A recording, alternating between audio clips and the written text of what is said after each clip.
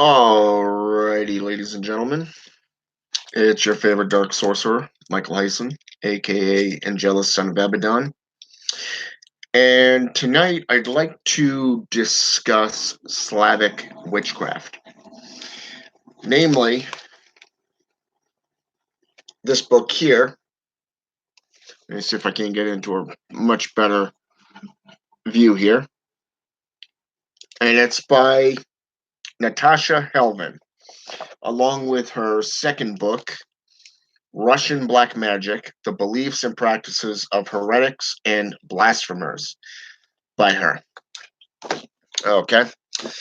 Now, as most of you are aware, I've been studying and practicing a lot of the Mazajira Cabal rites, rituals, and stuff like that, getting more and more back into traditional Satanism and that of necromancy practices.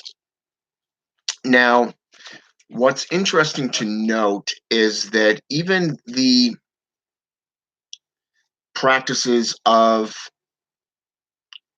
the Mazajira Cabal goes into Russian practices, especially that of witchcraft or sorcerers. Okay. And the imagery of these sorcerers, these practitioners, could be made up myths to scare little children into doing their chores, throughout the Dark Ages and the Renaissance and all that stuff. But they could also be based off actual practitioners and how these things have come to play. Now, necromancy in general, about 1,000 years ago, there was a strain that was on the body. Okay. It was associated with the tree of death. Okay. It's called the Da'ath energy, the death essences, or that of the negative energies that sorcerers and necromancy utilizes. Now, there are methods that were employed around 500 years ago with vampiric practices incorporated into necromantic practices and rites. Now, over the last year, while studying and practicing that of the Mazajira Cabal system, I recently learned that there was actually shieldings and wardings that could be put up to protect the practitioner from any baneful or harmful effects. Basically, a seal of immunity, if you wish, which was very, very interesting because I didn't even realize that. And I know that you could do a lot of things with herbalism and different sigils, you know, especially if you're aligning yourself with the dark sorceries, the dark magics, but nothing that would actually make you immune to those energies. So while I was studying the mythos of the beings like the Sith, the Dralith, and the Witches of the Depth, I've been going through the imagery, going through books like Remy's Demonolatry, an ancient account of historical witchcraft, that of Reginald Scott's book on discovery of witchcraft. You got that of, say, for an example, Raymond Buckland, Witchcraft from the Inside and such, where you're seeing the imagery from not only the JCI perspective, but also that of actual practitioners and things that were found on them. Okay. But also, there's also accounts of appearances in witchcraft, especially that of the baneful, useful, the youthful look, which is a mythos. You really don't really see any actual effects by this. So you start following the gods, you start following the deities, you start seeing their imagery, like the elven, for an example, the youthful, celestial types, that live in the heavens, that in heaven, and They're full of arcane and planar sorry about that. Planner type knowledge. Okay, they're planner type beings. And then you got the dark elves, who dwell in the earth, which would be classified as in hell. Okay, the shadow realms, who are much like the 36 deacons of destruction, depending if you're following Anglo-Saxon, Irish, Welsh, Angel, European traditions and stuff like that, where they're associated with the 36 deacons of destruction, where they're responsible for plagues and diseases and catastrophes and all this stuff. You know, so over the last couple of month or so, I've been really debating whether to buy this book, Slavic Witchcraft. And then once I started delving into the mythos of the Drelith, I started getting references throughout German, you know, regions and European regions down into the Greek definition. But I also found references into that of Baba Legba, not Baba Legba, but Baba Yaga, okay, which is a female witch, okay? Her house was on chicken legs, okay, constantly moving, very, very enticing, to even delve into that. And when I started researching Slavic and Russian traditions, there was a few videos that popped up that really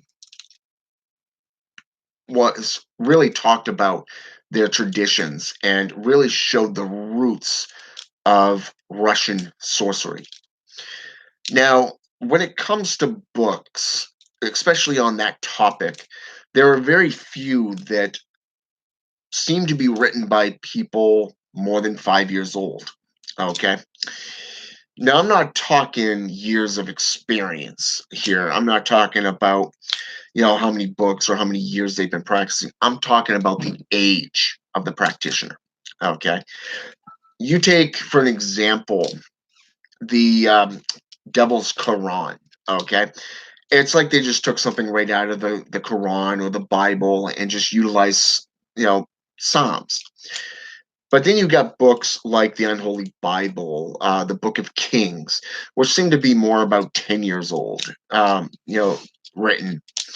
Now, even though it's a good read and it's got a lot of gnosis in it, it really, those type of books really get you into a different thing on Satanism practice, specifically that of traditional or not traditional, but agnostic, if not theistic or spiritual type practice. Okay. Whereas Alistair Notch, a 30 plus year veteran of theistic Satanism, really digs down deep both in cognitive thought form and that of, say, for an example, real practice and as a devout practitioner of Satanism. So Russian sorcery is something that's kind of unique. It's one of the very few traditions in the world that has truly incorporated itself with outside influences and actually survived. Okay. And not just survived, but completely flourished from the 6th century on. Okay. So when we get into authors there's a few authors that have actually written on books on Slavic witchcraft or Russian sorcery in general. Now, personally, I wasn't a big fan of a lot of them because to me, it spoke more as though I was a child supposed to be reading it. They're teaching you as a child. And it just kind of reminded me of a 5 to 10 year old writing these books. So when I came across Natasha Helvin's books, it really spoke to me. So I delved into it. And even she speaks to that of Baba Yaga, especially that mythos and the real sorcery aspects, because it turns out through my own studies of her background that she is indeed a member of a hereditary family line. Okay. In fact, when she says she is a fifth generation, she's not joking. Okay.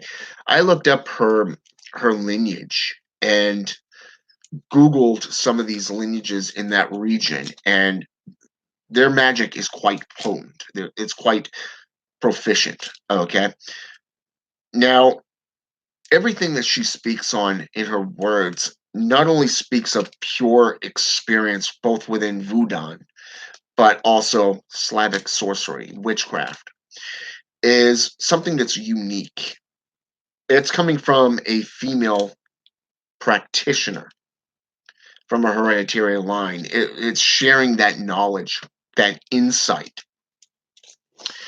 And I really like the fact that she broke it down in the first book of how to break down, what the difference is in the history of talismans and throughout the world, amulets. She broke down a lot of things.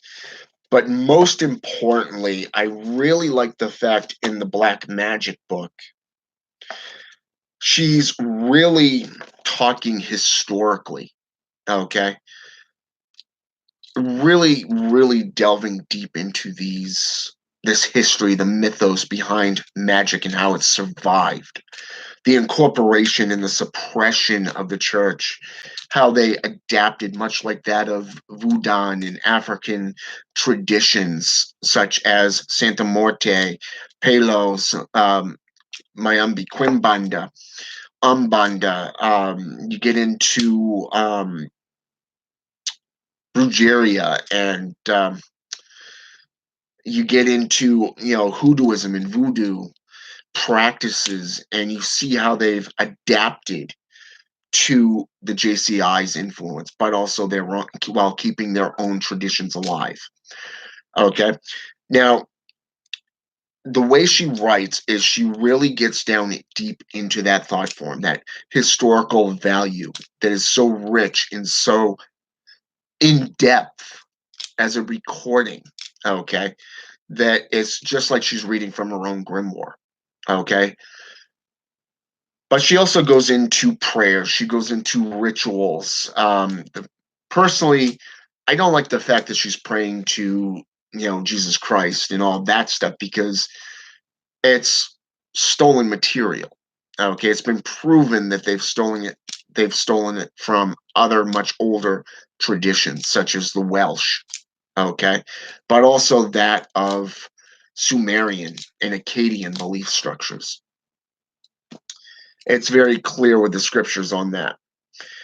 But outside of that, I really give these books two thumbs up, and I do recommend that you look into it because of the fact that they're very, very good.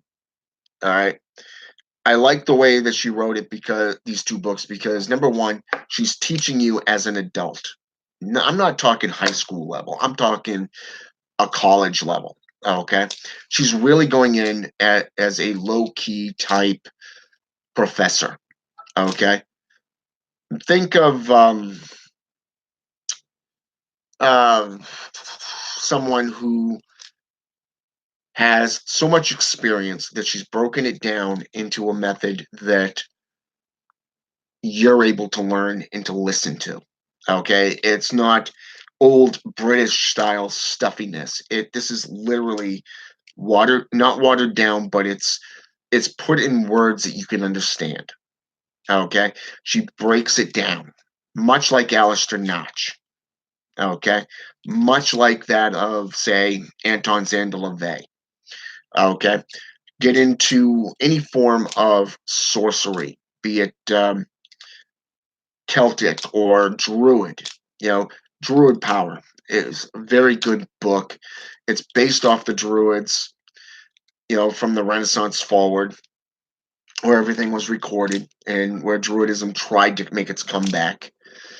You know, it wasn't like the old days where it was passed down from teacher to student. No, this is something different. This is family line, okay, where it's passed down verbally. It's oral, but it's not just oral speaking, it's actually showing you this is the way it is, and this is what we practice. Okay. Unlike Anton or Alistair, Natasha Helvin literally takes you into her practices and what she was taught as a child in her teenage years, in her and how she's utilizing what she learned in her day-to-day life. Okay. Since then, she's now moved to the US. She's got a good paying job and all that, and she's an author. Okay. Awesome to see this happen because of the fact that when you get a very good author who knows what they're talking about, okay, it clearly shows in the works that she's not only telling you from a historical or mythological point of view, but from her own personal experience. Okay. So again, this is Slavic Witchcraft, Old World Conjuring Spells in Folklore by Natasha Helvin. And her newest book that came out in October of this year, Russian Black Magic, The Beliefs and Practices of Heretics and Blasphemers. Okay. I recommend you get into them. And I also recommend that you look up Sumnus Dreadwood's books as well, because especially that of Profane Seals, namely because of the fact a lot of the beings that is in there are based off old world views of much older beings. Okay, just to see where the elven, as a species, as gods, literally took me in my own studies of this was something very, very unique and surprising. I studied Anglo-Saxon and Norse mythology. Okay, I literally got into the aspects of druidism. Okay, I didn't get into this more modern thing of Odinism. Okay, I didn't get into that crap. No, I was doing this from a druid point of view. Okay, and when I approached it by my studies, so to see it go from Anglo-Saxon and Irish and Welsh down into European and German, and then finally into Greek and going into all the way over into Russia. This is something that was unexpected. Okay. So when this is actually how I got into Russian sorcery. Okay, right here, this book, these two books. Literally, just by getting into the Russian sorcery, my world has literally expanded even further, which is awesome. You know, it's something that is it is rare sorcery, indeed. It really is. And in my opinion, it's right up there with the Mazajira Cabal system. Alistair Notch and some of those authors like that. Even S. Connolly, which is unique. Michael W. Ford, even, whose sorcery is dated all the way back into the old countries of Babylonian, Sumeria, Akkadian, Syriac, and such like that. Arabic type languages. Okay. And how about runes? As far as I know, there's no runes in these books. These books here. Now, in the Mazajira Cabal, it does speak in was it Chanel Whispers? It speaks of bone casting. Okay, much like I guess that would be the closest thing to runes that you would get in that system. Okay, so I would recommend that you get it into the old school of practices. Okay, just like Natasha Helvin comes from, that of the Mazajira Cabal system. Get back into the old stuff, not this watered down crap that you see today. But I did spend a good couple of months just trying to figure out the Sith. That was something that I didn't see coming, but because I knew it was something that was based off Hollywood produced films. So at first I thought that's what it was about. But as soon as I figured out, somebody recommended the Scottish version, CD, you know, I got into that and realized that the reference between Scottish and the Irish, which the Irish name of the CD is actually pronounced Sith.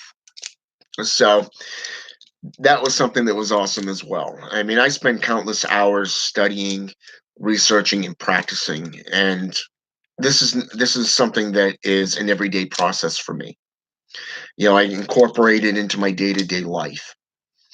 So to learn, to continue to grow, this is something that we all need to do. And you can't just sit there and approach something from a single objective. Like, say, for an example, if you get into the JCI, you can only abide by their doing. If you try to question, you try to go outside of that, it's like trying to go outside of a coven of Wiccans and pagans. You're going to get dubbed and labeled a heretic and a betrayer and oath breaker and stuff like that. And, the term warlock, so this is something that I would really recommend that you get into. Is just go into the old fashioned. And I do agree with you. The old ways are still the best. They are still the most potent forms of sorcery out there. And when you get in touch with the beings through invocation and evocation and conjuration, and start utilizing them as servitors or guardians, teachers, and allies, spiritual allies, you really can learn a lot from them. Okay. So I would recommend that if you do get into a system and you start working with a being, I would recommend, utilizing the same being for at least a month, if not 2 months, you know, before you move on to, say, let's say, for example, when I started out working with rituals out of the Mazajir Cabal, I started with the Buried King, Zazazel. Okay. I wanted to get to know him, get to know his essence, get his energies. And that was long before I ended up working with the Drelith and then the Witches of the Depths and then the Sith. Okay. So you're seeing a pattern of 4 to 5 months of just rituals. Okay, dealing with these few beings. Okay, and you may not even get the same being, especially if you're working with the Sith or the Drelith or the Witches of the Depth. Okay, because there's so many of them that the harbingers, such as the Banshee, okay, which is associated closely with the Sith and the prediction of death, is something that you may end up working with one being, kind of like working with the Trinity of the Fates. Okay, you're not going to be working with just one. You're going to be working with all of them. So that's the best way I can classify that. So I mean, keep that in mind as well. I mean, I got nothing but respect for my brother. Okay, Joseph. Okay, also known as Bophemet X. Okay, hell of a guy. Love his work, but in my opinion, he's working with so many beings that he doesn't really get the chance to look into, get to know them on a personal level, to build that trust and that level of relationship with them. He's calling on them over a 2 to 3 night process and then moving on to another.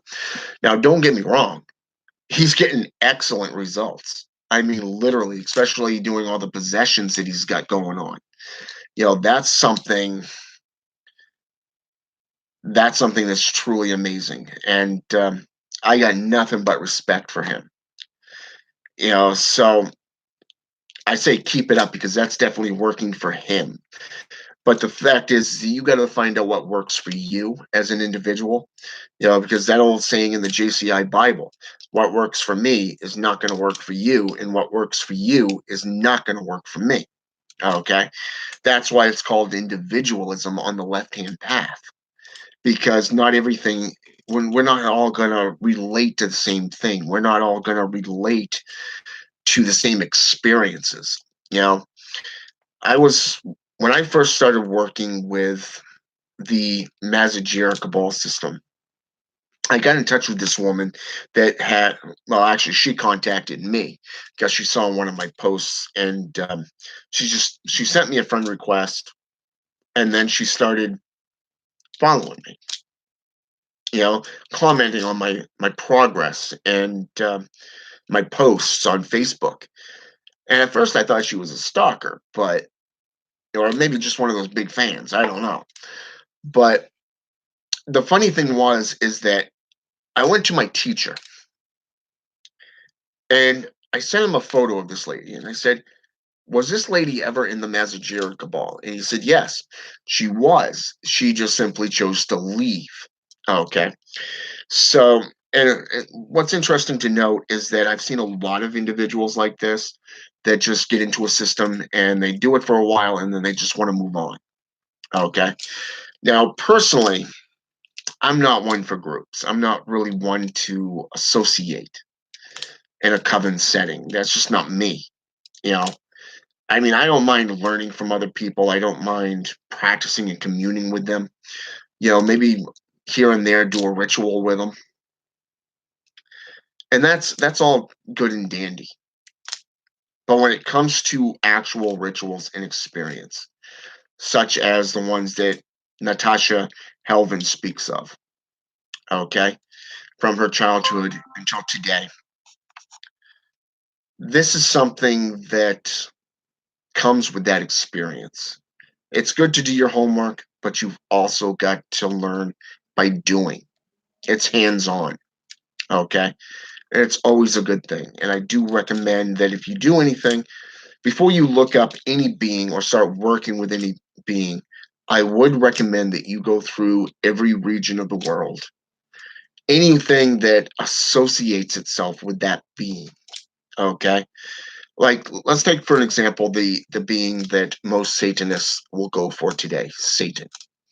Number one, the image of Satan as being a half man, half goat. That's Pan, the Greek god of fertility in nature. Okay, he's the one that plays the flute, and the nymphos are running around and healing the nature. Okay, the chaos theory, all that, the darkness, storms, that comes from Set in Egyptian mythology. Okay, Loki, the horns and the staff. You know, that comes from Norse mythology.